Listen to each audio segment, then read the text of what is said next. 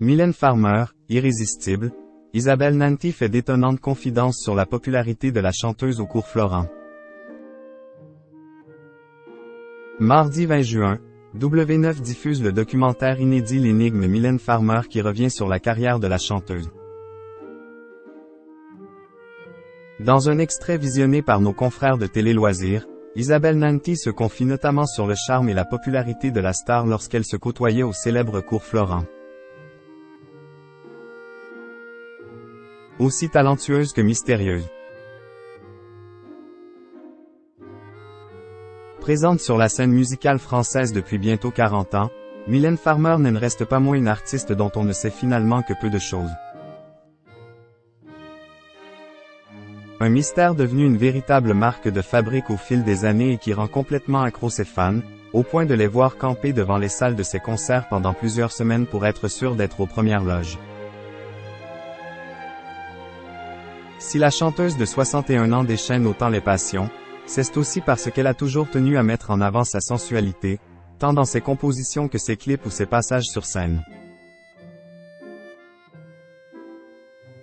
La séduction est un charme, une façon d'exercer un pouvoir sur l'autre, en ne montrant qu'une facette bien choisie de sa personnalité.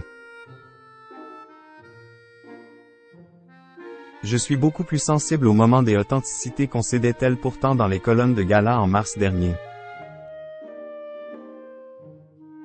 Il y avait en elle comme un trouble qui troublait les autres. Un pouvoir de séduction qui ne date pourtant pas d'hier, à en croire ceux qui l'ont côtoyé durant ces jeunes années.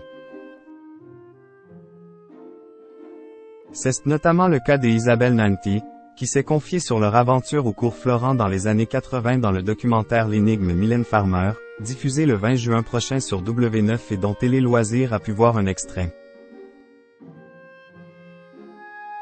Car si elle a fini par devenir chanteuse, celle qui est née au Québec se dirigeait à l'origine vers une carrière d'actrice, où elle comptait là aussi faire bon usage de son charme.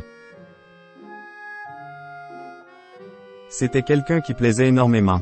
Les gens avaient envie d'être avec elle, de la côtoyer. Elle était pudique, assez mystérieuse, elle avait beaucoup de charme.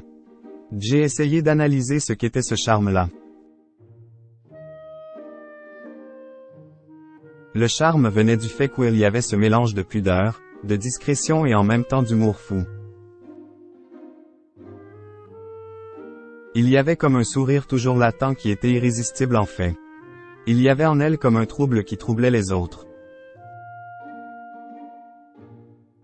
Une intelligence, une sensibilité à fleur de peau, mais à fleur de rire aussi se souvient elle interprète des itinéraires dans Astérix Obélix, Mission Cléopâtre.